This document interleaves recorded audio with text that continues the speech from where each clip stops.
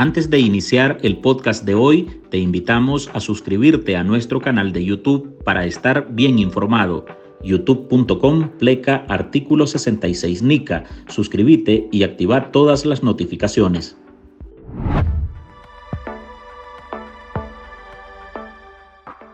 Estados Unidos ha anunciado nuevas sanciones contra 21 altos funcionarios del régimen de Maduro. Oficiales del gobierno de los Estados Unidos han confirmado a NTN 24 que los sancionados pertenecen al círculo cercano de Diosdado Cabello, ostentan cargos en la Guardia Nacional Bolivariana. A 2 meses de culminar la gestión de Joe Biden como presidente de los Estados Unidos, el Departamento del Tesoro, a través de la Oficina de Control de Activos Extranjeros, ordenó sancionar a 21 operadores políticos del régimen venezolano. Hombres de confianza de Diosdado Cabello, particularmente pertenecientes a la Guardia Nacional Bolivariana, a la policía y también a distintas oficinas de inteligencia y de persecución política del régimen. El otro grupo que acabamos de verlo en esta lista de miembros del gabinete de Nicolás Maduro y también la vicepresidenta de la Asamblea Nacional. Esos funcionarios contribuyen abiertamente en la represión contra la ciudadanía, violencia que se ha acrecentado tras las protestas por las denuncias de fraude electoral del pasado 28 de julio. Ese manoseo a los resultados de las votaciones se traduce en 6 años más de chavismo en Venezuela. A medida que las marchas se acercaban al Palacio Presidencial, se desataron fuertes tiroteos a manos de grupos armados del chavismo.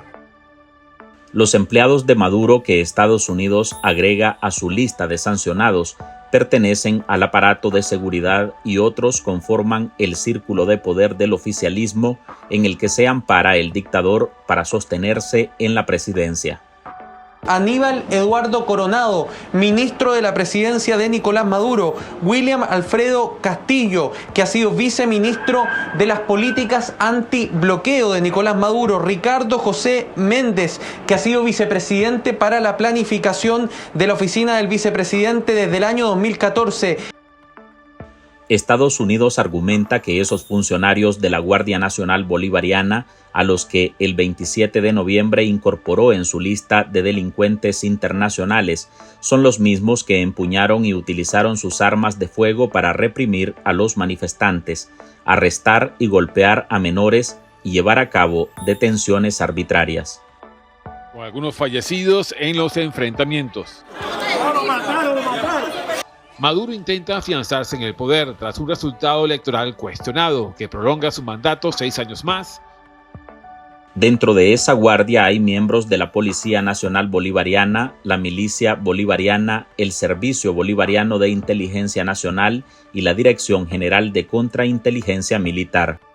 Los nombres de los sancionados han sido dados a conocer hace instantes, hace pocos minutos, y las sanciones son de índole económico y personal sobre sus propiedades y activos en Washington.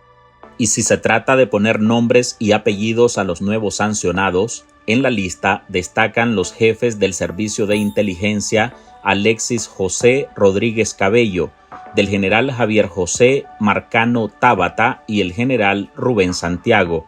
Otra de las figuras que llama la atención es Daniela Desiree Cabello, hija del ministro del Interior Diosdado Cabello y quien desde septiembre está a cargo de la Agencia de Promoción de Exportaciones.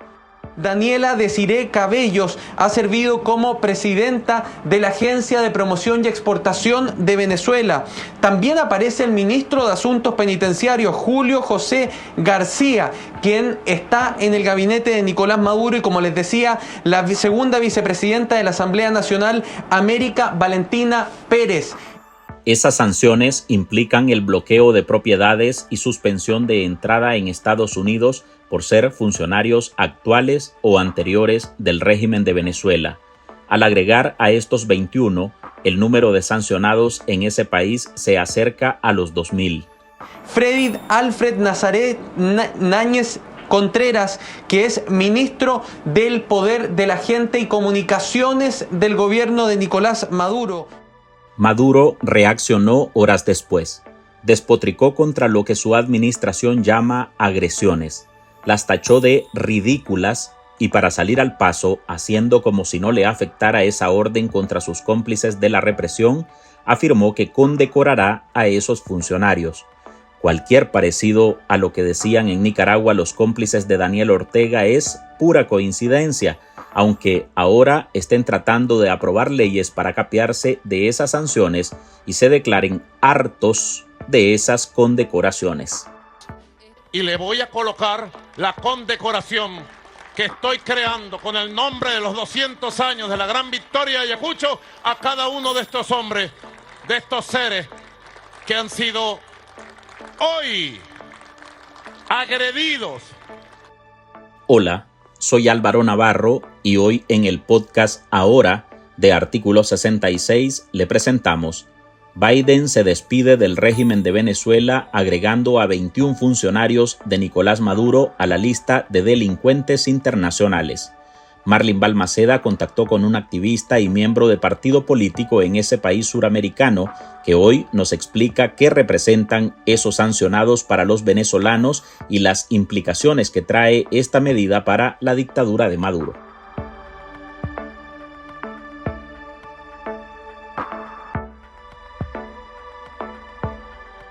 Estados Unidos sancionó el miércoles a una veintena de funcionarios de seguridad y miembros del gabinete de Venezuela.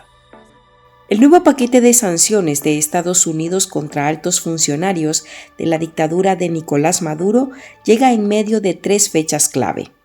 La Oficina de Control de Activos Extranjeros del Departamento del Tesoro los acusa de encabezar la represión para que Nicolás Maduro se declarara ganador en las elecciones del 28 de julio, a su juicio fraudulentamente.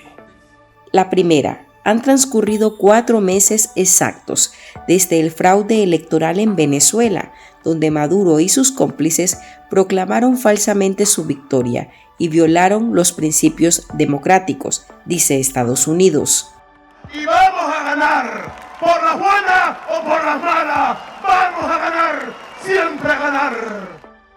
El segundo hecho importante que aconteció hace 12 días fue la liberación de 225 presos políticos. El régimen aún tiene tras las rejas a más de 2.000 ciudadanos por protestar en su contra. Una furia popular que ha despertado y que ha arremetido con todo lo que huele a chavismo, tumbando 2 de sus estatuas en las ciudades de Coro y La Guaira. Y un tercer punto, quizás el más importante, es que esta ampliación del círculo de sancionados venezolanos llega a menos de 2 meses de la toma de posesión de Maduro, acto que se realizará el próximo 10 de enero de 2025, 10 días antes de que Biden entregue la presidencia al republicano Donald Trump. Esa reelección de Maduro es rechazada por la comunidad internacional. Reconocen como el ganador de los comicios al diplomático Edmundo González. La oposición reivindicó la victoria de González, mostrando el 80% de las copias de las actas. Con esos documentos resguardados y digitalizados, el exiliado político habría conquistado el 67% de los votos, frente a un 31% del oficialismo. Maduro, a estas alturas, no presenta las actas para defender su proclamado triunfo. Yo me considero como quien obtuvo más de 7.300.000 votos en las elecciones del pasado 28 de julio. Es decir, el candidato que obtuvo la victoria ese día y que en circunstancias normales que deberían ocurrir, tomaría posesión de la presidencia de Venezuela el 10 de enero. Esos cuestionados resultados desataron un estallido de protestas contra Maduro que se saldó con 28 muertos, 200 heridos y más de 2.400 detenidos. Por esa violencia desmedida y por la complicidad en el fraude, Estados Unidos sanciona a altos funcionarios que dieron la orden de reprimir a la sociedad civil y a otro grupo que contribuyó con la manipulación de los votos. Y convalida esta sala los resultados de la elección presidencial del 28 de julio del 2024 emitidos por el Consejo Nacional Electoral, donde resultó electo el ciudadano Nicolás Maduro Moros como presidente de la República Bolivariana de Venezuela para el período constitucional 2025-2031 así se decide. Este jueves contactamos con el activista político venezolano, miembro del Partido Socialdemócrata y secretario de Asuntos Internacionales de Acción Democrática, Guillermo Miguelena. Aplaude la presión de Estados Unidos y reitera que estas sanciones son a título individual. La administración de Biden había intentado por otros medios hacer presión, pero visto que el régimen de Maduro se ha burlado más de una vez y no ha cumplido con su palabra, tuvieron que recurrir a estas sanciones personales, que debemos aclarar que son sanciones personalísimas para ellos y para su entorno, y no para el Estado venezolano. Además de estas 21 personas del régimen, se conoce que se anularon más de 2.000 visas de turismo. Sus activos económicos, sus propiedades, directa o indirecta, de distintos activos que puedan ser potencialmente controlados y confiscados por el Departamento del Tesoro de los Estados Unidos. Este bloque de restricciones apunta esta vez a los cercanos a Diosdado Cabello, el ministro del Interior, que tiene el contacto directo con los cabecillas de la represión y uno de los que tiene más poder en el Estado. Los familiares del funcionario también entraron a la lista. El régimen no es un monobloque.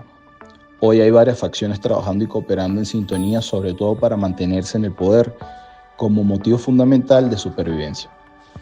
Esta última lista tiene una mayor repercusión al entorno del nuevo ministro de Interior y Justicia, Diosdado Cabello Rondón, que además de ser el segundo hombre más fuerte del régimen, es el que mayor control tiene sobre el Partido Socialista Unido de Venezuela y mantiene el vínculo histórico con la Fuerza Armada Nacional por ser militar. Entre los perfiles sancionados se destacó la hija de Diosdado Cabello, que es la gerente de la marca País. Pero, en mi opinión, mucho más llamativos son los nombres de los comandantes que dirigen la Casa Militar, la Guardia Nacional, la Dirección General de Contrainteligencia Militar y el SEBIN. En el caso del SEBIN es Alexis Rodríguez Cabello, primo de Diosdado. También está sancionado el comandante encargado de las milicias bolivarianas. Entonces, sin duda alguna, esto fue una señal directa para Diosdado Cabello. Además de los que ordenaron disparar, las sanciones incorporan a varios ministros, como el de Comunicación, Freddy Yáñez, propagandista del régimen, el del despacho de la presidencia, contraalmirante Aníbal Coronado Millán, el de Planificación, Ricardo Menéndez, y el del Servicio Penitenciario, Julio García Serpa. El régimen de Nicolás Maduro tiene varios operadores actuando en diferentes tableros. Muchos de ellos siguen buscando el reconocimiento y la normalización de las relaciones de Nicolás Maduro con el mundo. En este caso, los sancionados tienen un perfil más de persecución, hostigamiento y acoso dentro de Venezuela, ya que la mayoría de estos 21 son del área de seguridad, inteligencia y contrainteligencia. También podemos destacar el ministro Yáñez, que viene de dirigir el aparato comunicacional del chavismo y madurismo. Estos siempre han trabajado bajo la lógica de las dos narrativas. La interna, para su público, en el que se venden como victoriosos siempre, y la externa, que es para minimizar sus acciones negativas, casi siempre con la victimización. Ejemplo de esto es el fulano bloqueo, que nunca ha existido, pero de los que ellos siempre repiten. Estados Unidos agrega en su documento que las sanciones las designaron contra esos funcionarios por violar la voluntad de la abrumadora mayoría de los votantes venezolanos que eligieron a Edmundo González Urrutia como su próximo presidente. Tenemos algunos miembros de la Guardia Nacional Bolivariana, Dilio Guillermo Rodríguez, quien es capitán del Comando Ready, también José Junior Herrera, quien ha servido como cabeza de la Guardia Nacional Bolivariana. Al regresar, Maduro rabioso tacha de decadente y ridículo al gobierno de los Estados Unidos. En artículo 66, un equipo de periodistas hemos asumido el desafío de seguir informando sobre Nicaragua pese a la persecución, las amenazas, el exilio y el bloqueo impuesto contra la prensa libre. Mantener esta trinchera en defensa de las libertades públicas de todos los nicaragüenses es un compromiso que hemos asumido porque Nicaragua nos necesita. El desafío de financiar el periodismo que hacemos sigue vigente y siempre podés ayudarnos con una donación para garantizar la sostenibilidad de nuestra cobertura noticiosa, de las investigaciones que realizamos o la producción de este podcast. Tu contribución ayuda a mantener viva la llama de la libertad.